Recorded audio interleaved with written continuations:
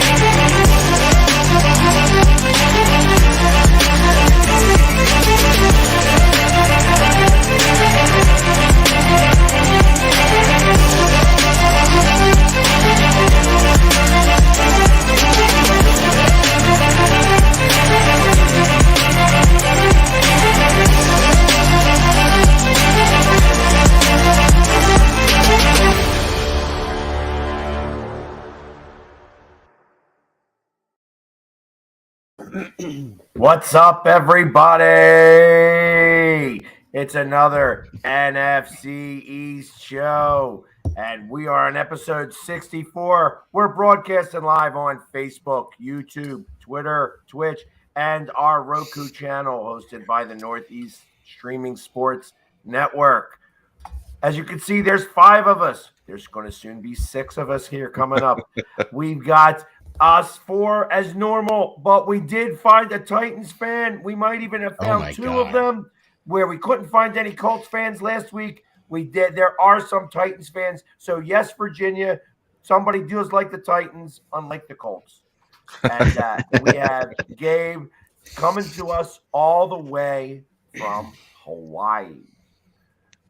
Titans fan in Hawaii. Aloha. Good thing you didn't get any Colts fan. Good thing. So how I'm going to ask the question. I'm going to address right there because it was going to be my first question. Go ahead. Yeah, and I'm sorry. You know me. I always jump the gun regardless. Yep, I know. Now I'm a Giants fan, die hard, through and through, but I'm from Arizona. How the hell did you become a Tennessee Titans fan all the way? And I like move the mic. Let me see the shirt. Let me see what you got on. That's a nice. I like that because it all. I mean, it has the little all the tribal too. Yeah, little tribal. The Rock type. Although he's Samoan. Yeah, feel to it. I too have a Giants like sweatshirt. Answer the question. How did you become a Titans fan? Well, it's like a lot of us that weren't following the Oilers back then, right? We became fans with the introduction of Mariota into the Titans. Yeah. So I'm for one. I'm used to be in the military. I used to be in the U.S. Army, and I'm from Puerto Rico, so we don't have Titans. We don't have football in Puerto Rico. You were the best of the best of the best. Yeah. So became a fan of Mariota, and after Mariota left, I just stuck with the Titans. I don't like bandwagoning, so I stuck with the Titans and started following the Oilers. And next thing you know, one thing led to the other, and I'm a diehard Titan fan now. There you go. What I'm talking about. That is what. So what was your MOS in the military, if you don't mind me asking? I used to be a 15 Juliet, which I worked with the helicopters, and then transitioned to drones. Yeah. Oh, okay. Somehow made my way all the way to Hawaii. Yeah. I was 77 whiskey water treatment. Then I cross trained into supplies. So you're a water treatment in the water. I was a water dog for a Was little bit. Yes, That's what I heard. I heard he put whiskey in the water. But, somehow you got to kill the germs somehow. Hey, I get it. So, Go and ahead. it's a shame. It's a shame that you were an Army guy because obviously you live in Hawaii, which is more known for the Navy, and you must get a lot of razzing since the Navy seems to always beat Army in the only game that matters in football. Got jokes. Yeah, it's always So- funny. It's So let always me funny. ask you this follow up question real quick, and then I'll leave it to the guys because I could talk all night. Have you been to a Titans game in Tennessee? Yes, last year was my first one that I went to. We went to the one against the Colts during the Oilers tribute weekend. So that one was a pretty exciting game. We got to stomp the Colts, and we got to meet a lot of Oilers players. So that was pretty cool. Like a lot of the old time Oilers players. Yeah. So Billy White, Shoes Johnson, and Oh, a wow. couple of Oh yeah. yeah. He was at the draft. We saw him Yep. at the draft. He did the little dance and everything. Yep, he did. I do want to say this. I enjoyed watching Warren Moon play. Yeah. Mhm. Enjoyed watching Warren Moon. I'm glad he won the Grey Cups, 5 straight. And I'll leave with this. Aaron McNair is my second favorite quarterback. The late, great Steve Aaron McNair. I have to throw that out there from Alcorn State. From Alcorn, not Alcorn State. Alcorn, yeah. Yeah, Alcorn. Okay, I digress, fellas. All right, good. It's about time because we were tired of hearing you talk already. So, Oh, and I just. anyways, obviously we have you on, and we have this show specifically. We've been doing. This is the 4th week of the AFC South, and of course, you guys are going to be playing all 4 of our teams this year. And so I did a little bit of research, and actually, out of all of the teams in the South, you actually fared the best. I will say that not one of the teams in the AFC South has a winning record against the NFC East. However, you were the closest. You were only 2 games under 500. Correct. So you guys are doing pretty well, I would say. I mean, not against us, obviously, because just we actually have those 2 games are from against the Eagles, but. And I remember I used to love the Houston Oilers. They had the with the light blue uniforms, and there's one specific game that I remember completely when we played the Oilers, and they had it was the longest play for a gain of only 6 yards. The play took literally a minute and a half, and the guy ran literally around the entire field just to throw the ball underhand to a receiver who also ran around the field and gained only 5 yards. It was one of the coolest plays I'd ever seen. And, of course, they had to punt the next play. So, but obviously, the last game that we had played against you guys had won. It happened in Tennessee. And you guys have been doing pretty well as of late. You guys have made the playoffs 4 out of the last 5 years. And, I'm wondering how you feel about all of the moves that the Titans have made this year. I know where this is going. Not overly excited with what happened right during the draft, where we lost one of our better wide receivers in AJ Brown to you guys. Would have loved to have him this year. That's not the case, so we just have to move on. I don't hate the guy. I know that a lot of these shows and other pages, they're just completely hating on the dude. I don't, he has to look out for his family too. He was, when it gets to this point where it's a business, you have to chase the money sometimes. And he chased the money. He got paid. So we just got to move on. I think we did pretty well in the draft. I mean, it is a bunch of rookies, but look what we did last year with everybody hurt. I mean, we had the record for having used as many players during the season as we possibly could, and we still accomplished making it all the way. So I mean, I'm pretty sure we can maneuver something this year. And if I'm not mistaken, we do play you guys. We do play you guys, so we'll see each other. I'll see AJ Brown hopefully. You're going to see us. You're not until week 13 for us, but you start off with the Giants right in week 1. Yep. Giants, right to. I'm gonna make an announcement. I will be there, and you guys better be ready. So with all the wait, hold on, guys. Was that intimidating enough? I mean, I know we were horrible last year. Was that a little bit of? All right, I'll work on that. I'll have. You need to work on that next time. So with all the query of what's going on in the Twitter world with Brown, what did you think about his response today as a fan? Well, I mean, AJ, since day one, he had something that most players that are in the Titan organizations don't have, and is that attitude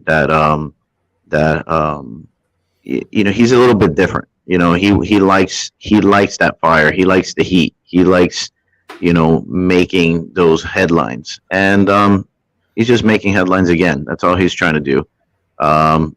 I know some fans are extremely heated, and I know that one of the late players said that technically he's not the best receiver the Titans have had. So I mean, I just wish he would just let it go and just do what he's supposed to do over there, and just let everything go. Leave on a good note. This is the problem that a lot of players have, that they take off and then they just start bashing the other team. He has a lot of He has a lot of fans that absolutely adore him and love him. I don't hate the dude. I think he's a big body type of receiver, which he's going to do great things over there, but he just needs to let it go, move on, and just stop worrying about Twitter and everything else. Yeah, and I can see that. I mean, with the ongoing issues, the parting shots at the fans, I know it was in Twitter world, and I know everything that happens, and I heard the discussion this morning, but it's just it irks a lot of fans, and I can understand why, when you're taking shots when your stats don't even match what you're claiming. So that's where he's got to be held accountable by the fans, and just don't talk smack, just talk facts. Yeah, and I made a video on him for that, but he just needs to understand that while he was a good player, while he did a lot of good things, he also ended the season with 2 broken knees. So he had surgery on them. He was there for us when he could be out there for us. Yeah. So he just needs to stop throwing shade at the fans and just work on himself, because I mean, I know that there were some Twitter's talks out there too that Hurts and him weren't connecting as well as they thought. So we'll see what happens. I do have to say that none of the fans were very happy at all. And I got to imagine that they have been egging him on nonstop. Oh, yeah. I could show you exactly how I was received by some of the fans at the draft. Let me roll the clip. I just want to thank everybody for AJ Brown. It was a great pick for us. Yeah! Go Birds! I saw they were saying that you were number 1. Yeah. Yes, there was a lot of number ones flowing around there. Well, that is the draft. That's the way to pick. That was they were very happy. They were very happy. Yeah, they looked it. Gabe, I got to ask you a question too. So you've been talking about Brown, good and dandy, but what is your impression? First off, when you found out you were getting Julio Jones, what was your feeling? Because I'll be honest, there's a lot of Titan fans that were thinking that this is our year. We got Julio, which some of us, for example, I'm not saying he was on the downcline, but I knew you weren't getting like the Super Bowl Julio. You know what I mean? When that experiment didn't work out, first off, what was your feeling when you got him? And then if you can recall, what was your feeling when you're like, okay, yeah, maybe that's. I understand we're not re-signing him. Yeah, well, I mean, when we got Julio, I also didn't think it was going to be, prime Julio. I knew that from the start. The thing that was optimistic for me was that Julio was the inspiration, was AJ Brown's inspiration. So having him in the same building, I thought would elevate AJ Brown's game even more. So just having them in the field, I thought it was going to be a great thing, and obviously didn't turn out that way. We hardly saw him on the field. When we did see him, it would be for a couple minutes, and that's it. And we're in the situation we are in now with cap space and everything else because of that move.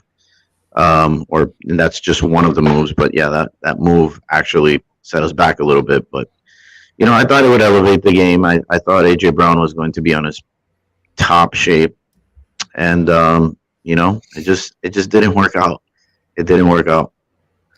But we saw a lot of people that came out, a lot of second and third stringers that came out of that, and it definitely put a lot of light on these what we call backdoor players that came out and just proved themselves, and they're still in the team, so that has a lot to show for them. So I'm excited to see that crew of like, for example, Westbrook Akina coming out there. I think he did a lot of great things for us, specifically towards the end of the season. His connection with Tannehill was great, so I'm hoping to see that. In addition, we added some tight ends now that I think are really big body type of tight ends, what we needed when we let go of Jonnu Smith. So I think we're going to be in a good spot. I think it comes down to Tannehill. That's all it's going to come down to. It's Tannehill showing that he can overcome during prime time, and this is last year. I mean, this is it. This is it for him. I mean, we drafted Malik Willis in the background, so he's creating some fire under Tannehill. Tannehill is in his last year, so he needs to either prove himself and go out on a good note or be taken out mid-season.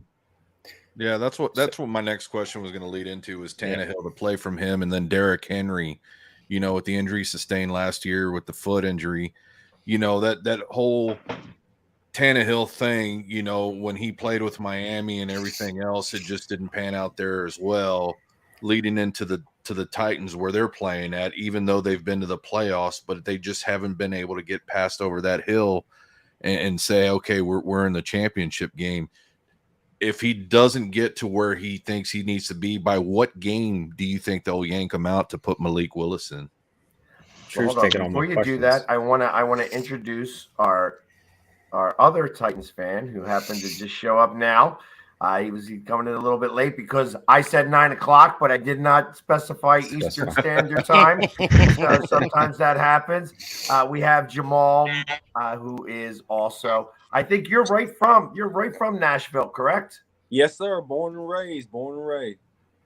Very good, very good.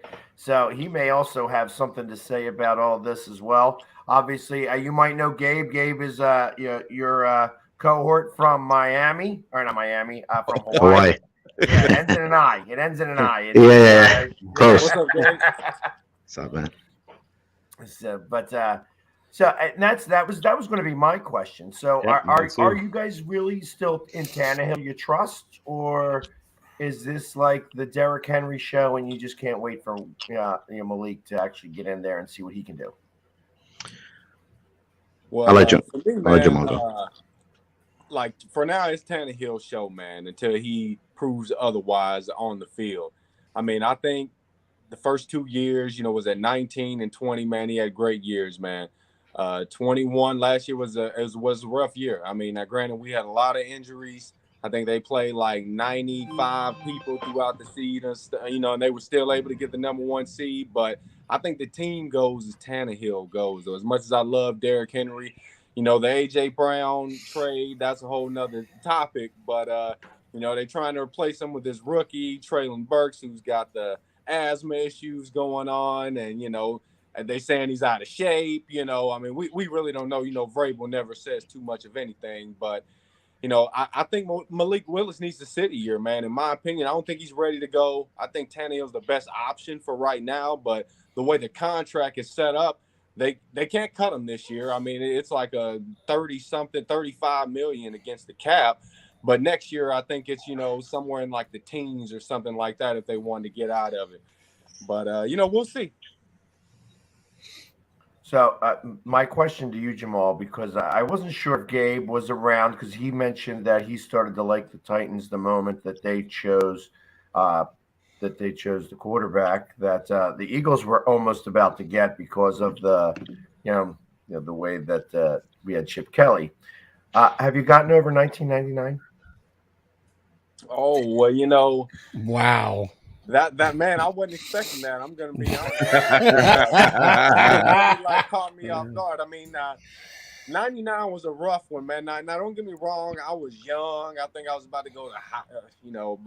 Okay, you can stop. You can stop right there. Don't date yourself. Yeah, no need for that, Jamal. No need for that at all. He just don't want to feel as old as he is. Like, you know, that was our first year as the Titans, man, and I remember like every game from that season. They were so much fun to watch, man. I mean, undefeated at home, the Music City Miracle, you know, and they came up yards short in the Super Bowl. And there's no secret, man. It's one of the greatest Super Bowls, you know, ever played, I think. But they came up short, man, and we ain't been able to get back since. We ain't been back since. You know, I think we've got 3 AFC championship games we've been to, but we haven't won any of them since. So, you know, home. But your most recent one was 2019. Obviously. Yep. Yeah. So, and because I actually have your last 5 years of playoffs. Okay. How in 2017 you lost to the Patriots. Wouldn't have mattered. You'd have lost to the Eagles then too. In 2019, you guys made it to the NFC Championship or the AFC Championship game, and I think you guys even had the lead going into the fourth quarter. We did. That one. Yeah, we were up, man. I'm gonna tell you where the game turned was right before halftime, man. Mahomes did some little magic down the sidelines on a run, man, that he had, and we missed like 3 or 4 tackles, and I mean he just like spin right into the end zone, and we really never recovered from that, man. That was like a backbreaker. If we could have held him to a field goal there, I really think that was a different game. But you know, and you're talking that was right before the half too. Yeah, right before the half when he spun and got in the end zone, and I think that's when he started doing this little, this little thing, a little bit, yeah, man. Great game, man. It was a great game, man. I was in Arrowhead 2017 for that playoff game, but that was Mahomes' rookie year, so he wasn't there. But man, great atmosphere, man. It was cold as everything that day, though. Yeah, and you guys barely pulled that one out. Oh man, I was 2017 at halftime. Me and my wife were there, and it was 21-3 at halftime. We were losing. And I said, all right, if we don't get us, and the Chiefs got the ball to start the second half. I said, all right, if we don't get a stop, at least to start the third quarter, like we're out of here. But man, they pulled one out, man. We stayed for the whole game, man. So it was an awesome game, though. Well, and as I'm looking at just some of the yards that you had, like where it's amazing that in the 2019 playoffs against the Ravens, you guys let up 530 yards of offense against the Ravens. Yep. Wound up with 3 turnovers. 2 touchdowns, incredibly. But, yeah, because Lamar Jackson really had his way that day, but the defense just buckled down. I think we had 3 turnovers that day. But, I mean, he had like $150 on the ground, like $350 on I mean, it was almost $500 a day for him. So, or $500 a day, I should say. I was going to say the 2020, that was, if I remember that game, because I think I watched that game specifically, that was where Jackson just ran all over you guys. Oh, man, no doubt about it. He did, man. But like I said, the defense stepped up that day. And Henry ran all over them that day, man. I think he had like 195 yards or something like that. Oh, you said the 2020 season? Yeah, the 2020, yeah. He was. Oh, that was all Tannehill, man. Tannehill was terrible, man. He threw an interception, man, right at the end of the game. And I mean, that's the story of the Titans, man. The last couple of years has been Tannehill in the playoffs. Even back to 2019, the 2 games that we won on the way to the AFC Championship. Like the Ravens game, I think he had less than 100 yards 100 yards passing. Then the less. Yeah. didn't do a thing either. And he had a little, some garbage time yards at the end of the Kansas City game. Then the Ravens, choked it away against the Ravens, choked it away against the Bengals last year, man. It's been 2 years in a row, man. But the contract is the problem, though. They can't get out of the contract, and so they're like stuck with him, man. I mean, he performs in the regular season, with the exception of last year, but in the playoffs, man, he just doesn't get it done. Well, you're speaking of his contract. I got it up right here. Luckily, after this season, there is a potential out of Tannehill's contract. Now, I'm gonna be honest. I'm gonna be the person on the outside looking in, because obviously I'm a Giants fan. I don't follow the Titans as you do. But and Gabe, you can answer this as well. From the optics of what I see from the Titans offensively, let's be fair. If you stop Henry, now that's a big if. I'll admit that's a big if. But if you stop Henry and make Tannehill beat you, you have a better game against Tannehill than you do against Derrick Henry and Tannehill. Now, what do you guys think? I mean, I don't know if you guys can answer this, but what do you guys think offensively would be the key to kind of, I don't want to say maybe alleviate some of the responsibilities that has Henry and Tannehill? Like, because honestly, what I'm saying is you take away Henry and you force Tannehill's hand. How, if that were to happen, how can you take that stress off of Tannehill? And do you believe, because I haven't seen it, I'll be honest, if you leave it up to Tannehill, do you guys believe that he can help you win games? Oh, we look like we lost him. Or maybe that was too tough of a question to answer. And I'm out, No, okay, I mean, I'm sure he'll be back. I think, yeah, of course. I think our game is based on Henry. I mean, it's really always been that way, a smash mouth, what they call it, type of offense. Right. I think with all the turnovers and offensive coordinators that we have had over the years, it's trying to put something in there that doesn't work. And then we go and instead of bringing in, within like we've done in the past, or trying to keep people in, we bring in these, in my opinion, these washed out OCs, for example, who we currently have in Todd Downing. The Raiders didn't want him, right? And it was one of the worst times that the Raiders had with Derek Carr when Todd Downing was leading them. And so we brought him over, and this is the reason why now we brought in, I think it was Kelly from the Texans, to kind of help out with Tannehill's game. But we can't be forcing something that doesn't work. And for us, it starts off with Henry. And we got lucky last year that, our two running backs that we had stepped up their game, and we needed two of them to do what Henry does by himself. So that kind of helped us. And I think now with the introduction to more big body type of blocking tight ends, I think it's going to help a lot. I think one of our biggest mistakes was letting rid of Jonnu Smith. That was one of the biggest mistakes, in my opinion. Once we took Jonnu Smith out, we were hurting. And we needed to compensate by having these big body wide receivers. And I think now it's a different game with the tight ends that we brought in, bringing Kelly to try to help out Tannehill in his game, and having Henry back to where Henry was. I mean, most of his workout videos, he looks faster than he did before. So, in my opinion, he's a guy that. I lost it. No, it's okay. Yeah, see, and that's where I was starting to, with Sneaky's, where he was pointing out. See, that's my what I'm seeing right now is with the head coach of the Tennessee Titans being so defensive minded, the offensive not establishing, the quarterback play with, the running back of Derrick Henry. Sneaky pointed out you can't have one without the other, and vice versa. Is there going to be any repercussions with this year's play for the head coach, do you think? Is there any talk about that this might be his last year if he doesn't get it done? Jamal.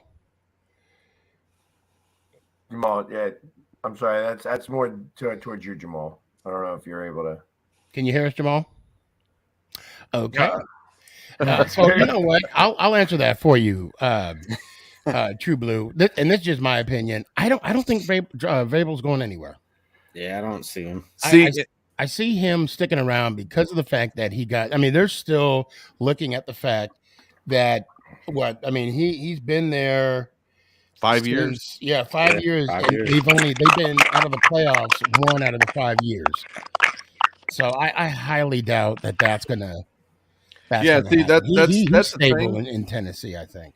See, that's the thing. You know, he had Mariota. He's got now Tannehill. He's established, both quarterbacks. He's had time. Now he's got the offensive coordinator that was spoke about coming from the Raiders. Uh-huh.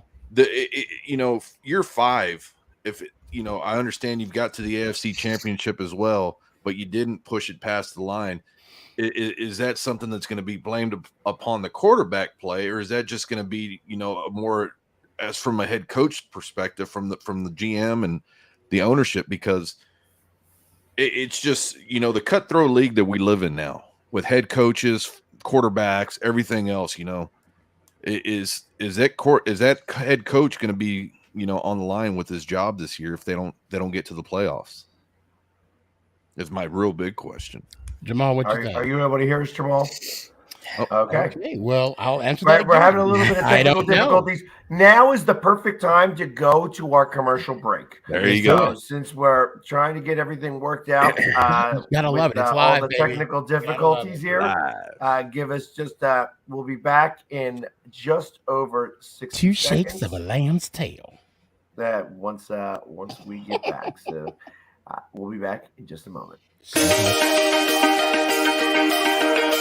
The Hometown Foundation is excited to bring back the Dream Ride experience, August 26th to the 28th at Connecticut's Farmington Polo Club. Join us in celebrating the accomplishments of our Dream Riders while enjoying live music, a car and motorcycle show, family fun zone, pet adoptions, canine demonstrations, the Fireman's Chili Cook-Off, and much, much more. Get your tickets today. I'm dancing to that every time I hear that. I'm like, I mean, you can see right now, without LeBron, Lakers are struggling. Let me tell you about a team I hate, all right? I know the Dallas Cowboy fan is here, so I had to make sure he knew how much I hate this team. I'm ready. I've often said that the people who run baseball, they try very hard to ruin it. I'm from Brooklyn. I don't have a problem saying it to his face. Oh, I'm from Brooklyn. Hey, get us each.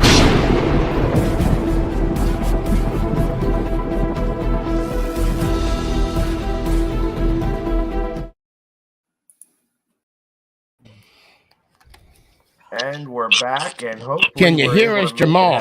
I'm back, guys. I'm sorry. Okay. No, it's okay. Do you think the coach is safe? Hurry up. Go. So I'm doing it on my phone. Do you think the coach is safe? Do I think what that again?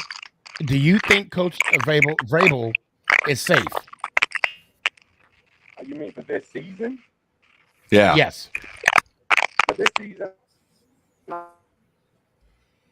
Oh, shoot. We lost you, Jamal. It's like watching Kung Fu. You killed my master. I will avenge his death. You know the credit style. Nah, we lost you, Jamal. We lost you, Jamal. Guys, that was funny right there. I'm sorry. Y'all don't remember Kung Fu movies? Yeah. Come on, is he coming in? He is not. I will revenge his death. There it goes. Oh, he's. I will there? destroy you. You're wearing the same shirt I am. All right. Yeah. Let's see. Hold on. Let's see if I can get him back. Oh man, what happened to Gabe? Oh, he's out in Hawaii. Yeah. So, and I'm thinking he probably wound up on a work call. He was working still. So, okay. Jamal, are you there? Are you able to Gabe hear us was at like, all? you know what? I'm going surfing. I'm out. Yeah. I'm done with this. So, all right, then let me ask your guys' opinion. Do you think? I mean, everybody watched the playoff game last year, and do you think? Obviously, Henry was out for a while with his legs or whatever. I think it was a leg thing. Do you think they brought him back too early? No. I thought it was the right time. It was right. Everything was correct in the process to bringing him back from his injury.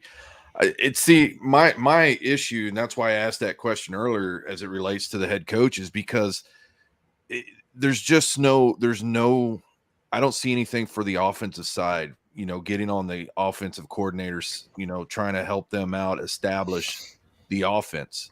Everything is held up on the defensive side. From my perspective, I just don't see the offensive side coming alive at any point in his tenure at as the head coach there. I just haven't seen it. I haven't seen anything explosive out of the quarterback. I haven't seen anything besides a great running back there. That's it. That's just I'm trying to wonder. Well, I mean, Vrabel's always been like a conservative type of guy. I mean, let's face it. They brought on Tannehill to be a manager, not to be like a Tom Brady. I mean, I know that's kind of going way and above. Well, no, they didn't bring him in to they didn't bring him in to win games. They just basically brought him in as a safe play. Make the throw down the field if it's there.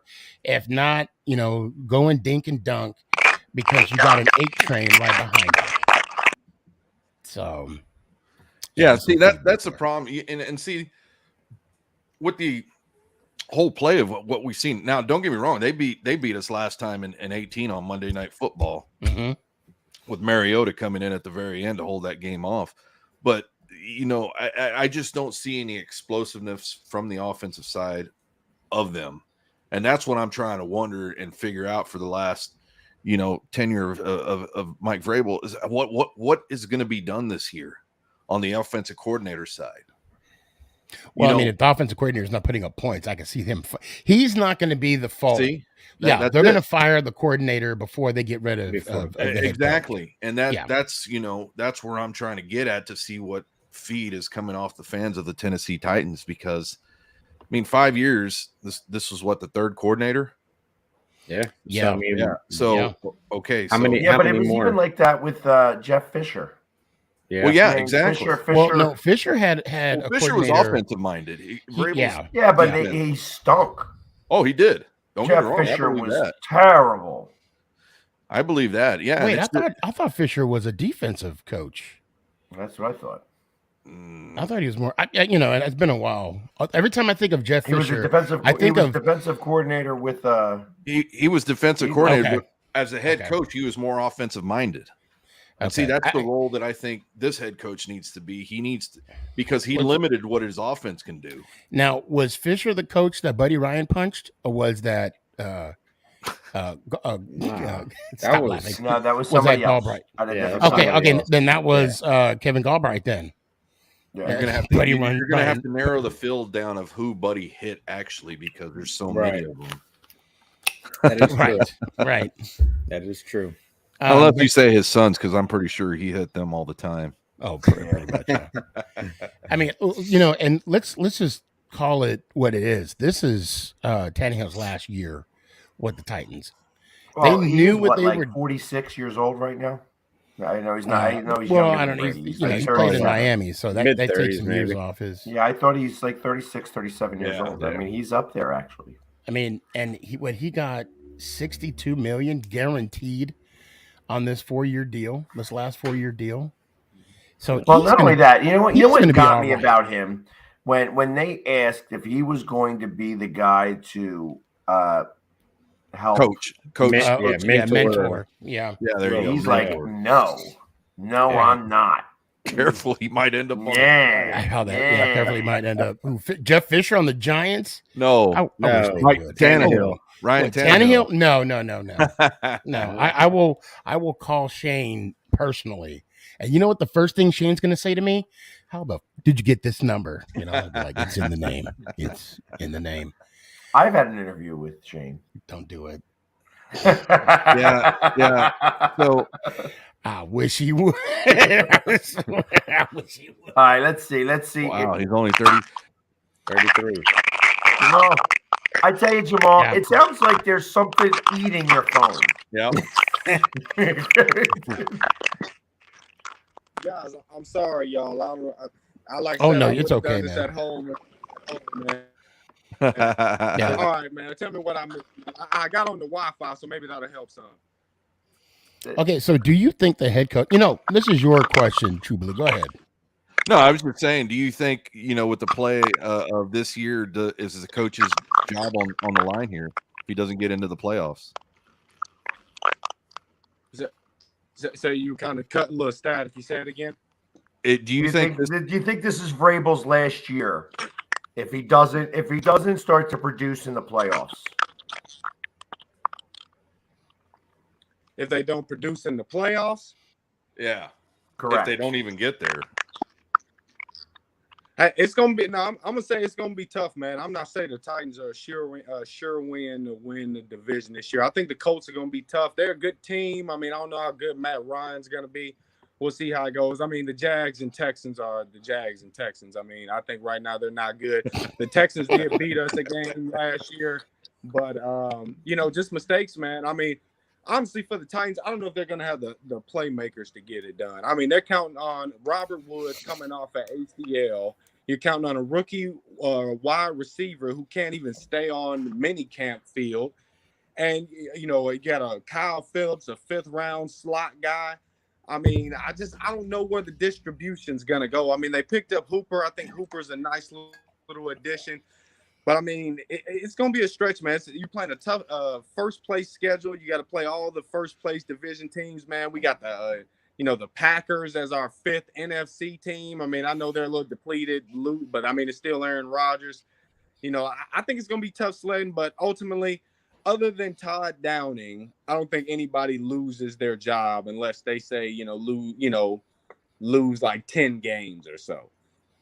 Okay. I'm going to push back. I think even if you lose 10 games, Vrabel is safe. Just Vrabel, because then what he'll do is he'll just wipe out the coaching staff and then hire some more people, hire a new staff. See, and I think Vrabel is almost a little cocky in the way he goes of course his business. Okay. Just because part of that break or that Belichick. Belichick in him or whatever, Mm-hmm. The Patriot way, whatever you want to call it. But I think the defense is fine. I think that's what's going to carry us this year. But I think that the offense really needs some help other than Todd Downing. I mean, I think my man earlier was talking about them bringing in Tim Kelly from the Texans as a passing offense coordinator, whatever his job title is. I don't know how much help that's really going to be. I mean, I guess we'll see. But, man, I really don't know, man. And we don't know how healthy Henry really is. I mean, he's coming off a foot, man, and weighing 245 pounds, man, and cutting in and out, man, on that foot, man. I don't know how good Henry's going to be either. So even as a fan, man, I'm still a realist, man. I really want to pump my brakes on how good I think this team is because I think they're going to have to prove it on the field. His workouts are looking pretty He doesn't good. have to cut on that foot. All he's got to do is just push those guys over. He's had like 3 of those where he has sent guys flying through the air out of the play just by pushing them over. Hey, shout out Josh Norman. Hey, man, they made a whole meme about that. I'm going to tell y'all what's so crazy about that play is people don't even realize it, is I'm at that game, and that didn't even count. There was a penalty on that play, and that play never even happened in the stat book. But I mean, it's a play everybody remembers. I mean, you see it on SportsCenter every week. You come watch Make It Count, the Sneaky G podcast show tomorrow. I'll show it just 5 times in 30 seconds. He loves showing it. He loves I love showing it. Now, Philly, you want to ask the question that about Henry? Yeah, so I mean, obviously, with everything that was happening, I know that you guys felt like you needed to have him there. But do you feel like that you forced Henry out on the field for that playoff game? Do I think that we forced him in too soon? Mm-hmm. Yeah. Yes, that's what I'm saying. I say no, only because they were prepared to play Henry week 17, or I guess week 18, if you want to go with 17 games last year against the Texans in the last game of the season. And the only reason they didn't is because the Colts blew a game that week before that I think everybody expected them to win. Then they ultimately end up losing to Jacksonville that following week and missing the playoffs altogether. Wow. I don't think they forced him in. You got the bye, and I think, getting that bye, you got him an extra 2 weeks than what he didn't play week 18. You got the bye week, and then, a whole extra 2 weeks. They said the healing, I think, was 6 to 10 weeks, which is a wide margin, don't get me wrong, but I think he ended up going like 11 or 12 weeks before he actually got on the field. So I think plenty enough time. You got to put him out there. Now, don't get me wrong, once the game got going and I saw how ineffective he was, I thought Foreman was running well in that game. I thought they should have rolled Foreman a little bit more. Like, coming in and just giving Henry 20 carries and hadn't played in 3 months or whatever, like, I think that's a lot to ask of him, because usually he's not very good at the beginning of the season. He kind of needs a little time to get going. And I think, the more he gets the ball as the season goes on, the more effective he is. But just coming off of that foot injury, man, not playing a game, I think you're asking a lot of him. And don't get me wrong, everybody wanted to see him. I wanted him on the field, but after seeing him on the field, I thought Foreman should have got more carries in that game. And, that could have been the difference. Now, ultimately, Tannehill throwing 3 interceptions was the difference, but it was a Henry question. Well, now I hear that, but don't forget. It was still a field goal that naturally won the game, and it was still a 52-yarder. So yeah, but not only that though, there was a very specific 3rd down or 4th down call where they went to him and he got stopped behind the line of scrimmage. Yeah, and it was not. It was very un-Henry like. Yep. And it was that play that made me say maybe they should not have had him in there. Yeah, I think that was a shoestring tackle. It was basically grabbed his ankles, which he never stops on. So, yeah, and it was like, ooh, that's no. Jamal, are you going to the Giants Tennessee game, season opener? Oh, I'll be there, buddy. I'll be there too. I will be there too. Hey man, we need to link up, man. Let me ring shots. I'm sorry, y'all. I'm on my phone. I was so unprepared. I would have put my little it's all good on and everything, man. I had to make a run, man, but I just tried to hop on real quick. He told me the show started a little early, but yeah, man. Yeah, that's the problem. I sometimes forget. I think that everybody's Eastern Standard Time. So I've been here since day one. Yeah, I'll tell you what, all you got to do is you'll see this on YouTube. The NFC East has its own YouTube channel, right, Philly? Yes, we do. All 60, how many? Philly, I'm going to look you up, man. I really planned on doing it before. It was just such short notice, man. I was like, let me see what these guys are all about, man. But, man, it seems like some great chat, man. I love this, man. This is right up my alley, man. So I appreciate you guys letting me come on and do this. Oh, yeah. Oh, we appreciate you having you. Like I said, sure. This has been, like I said, we had 2 Titans fans show up. We couldn't find any Colts fans at all. Not one. Not one. It was like, still like all the Colts people, they don't, they hide. You know what I mean? It's like they're like cockroaches, I guess. Almost like Dallas fans when they lose.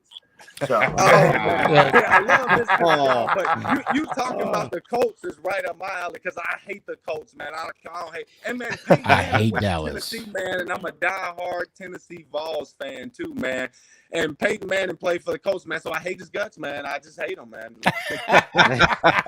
And you know what? That's how I feel about Bill Parcells, because when he went over to the Dallas Cowboys and coached them, I said, nah, bro. Yeah, man. It's like bro. you're a traitor, man. We gave you Jason Garrett in return, sneaky. Yeah, y'all could have kept him. Us, man, after he left the Colts, man. So he got me twice. Well, no, he didn't want it. The owner, Irsay, was like, I holla. I'm gonna go with this. Man, do you feel that way about Jacksonville at all? I mean, Jacksonville has had really a very up and down, like a roller coaster type of franchise where they've been to the they haven't been to the Super Bowl, but they have been to championship games and have lost, and then they stink for a while.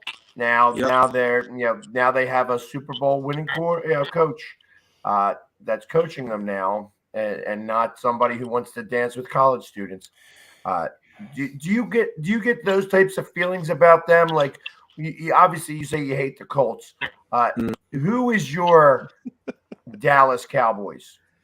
Because we all hate Dallas. Dallas sucks. For you, man. All right, so originally, now the Colts, now it's just the Colts, Texans, and the Jags. But I'm an original Titans fan, man, and we originally could not stand and the Steelers, man, because we played in the same division. I think it was the AFC Central, a few years back. So, man, I cannot win. We literally hated each other, like the Ray Lewis, Eddie George days, man. Those were like intense times, man, between the Titans and the Ravens. But, I mean, now with the way the divisions are, it's definitely the Colts. I mean, the Jaguars are, to me, nobody wants to play for the Jaguars. They're just a city where they have to overspend and overpay to get guys. Like, their fans don't show up for the game. Every year they have to count London as a home game because people don't even want to go to their games. Now, granted, they got lucky. I mean, so we think anyway, with getting Trevor Lawrence the number 1 pick. I mean, he had an up and down rookie year. You know, he really. You want to call that lucky? They had to have a losing record to get. I don't think that's lucky. This is true, but I mean, you know how they say those transcendent quarterbacks, you know, those once in a generation types. I mean, you know, as a prospect, a lot of people kind of, you know, crowned them as that, you know, whether it's true or not, you know, that's just what people said, you know, like the Peyton Manning and Andrew Luck, you know, the same way they came out. But for me, Jacksonville, man, they're like, I don't look at them as like a true, like, intense rival, even though we play them twice a year. Like, for me, I'm expecting 2 wins every year when I play Jacksonville. Damn right. Danny Jones is my guy. Danny Jones. Chill with Lawrence. You got the mad New Yorkers, sneaky Giants have Danny Dimes. You damn right they do. Yeah, it's called Pick Six. Daniel. Oh, really? We want to talk about Pick Six. We really want to talk about Pick Six. Yeah, well, that guy's now. Yo, Sneaky G, man. So are you a Danny Dimes fan? You know what? That's my guy. He got to prove it this year. So a hot take from Sneaky G was that he would take Danny Dimes over Aaron Rodgers. And I'd do it again. Yep. And Jamal, I'm gonna tell you why. I do not like Aaron Rodgers. I'm a character guy. If you lie to me, it's a wrap. It's a wrap, because now I can't trust a word you say. So when he went up there and talked about, I'm immunized, and did not want to fall on the sword saying, oh, my bad, talk about cancer culture this and cancer culture that, you know what? Yeah, I'm done, bro. I'm done. And that's his hot take. Yep. And that's I'll take, matter of fact, I'd even take Tannehill over. If Tannehill hasn't lied and been caught in a lie, I'll take him over. I don't know. He went to Texas A&M. So. Oh, that's right. You know what? And that's fine. That's fine. Because if I lose you as a friend, there's more coming. No, let me stop. I'm just joking. I'm a very humble guy. No, not really. I'm arrogant and I'm entitled. No, that's a joke. That's all. See, now that sounded evil. That was believable. Okay, there we go. I'll go with that next time I talk about another team. Don't worry, you'll still hold the basement of the East this year. No, we won't. Mark my word. Hey, you heard it here first. 13th of June. No, we won't. I know you're 17-0 Giants. You're going to. You damn right. Yeah, and that's another. I always say we're going 17-0. I will never. We'll see. Okay, all right, Jamal. All right, let's do this right now. I'm going to put you on the spot, Jamal, since Philly had to open up his mouth. Let's have a gentleman's bet. First time ever on the show. Okay, do me a favor, and Chris, I am not very entitled. I'm broke. So if you could do me a favor when you get a chance, go to dresscomfy.com. Okay. Now you'll click on the little menu block and you'll see, click on that menu. You'll see Sneaky G, man. I have some merchandise. Of course he would go right now. Of course he would. That's because you're taking forever. You got 100 things to say. You got to be fast. You ain't got nothing fast. There ain't nothing fast about you or your team. No. So every oh wait, hold on. No, you said it. Everything I do is slow and steady. And there's a reason for that. Yeah. But I do get the job done no matter what. So he wants to bet you merch. Yes. A sneaky G-Man hat, and we'll talk. A sneaky G-Man hat. We'll talk about that. Were you able to hear that, Jamal? We'll text him. You have killed my master. I'm going to revenge his death. Oh, can you hear us, Jamal? I think. Hello. Yeah. Is it me you're looking for? So what do you say, Pork Rind, about any of this? Oh my God. You're a mess.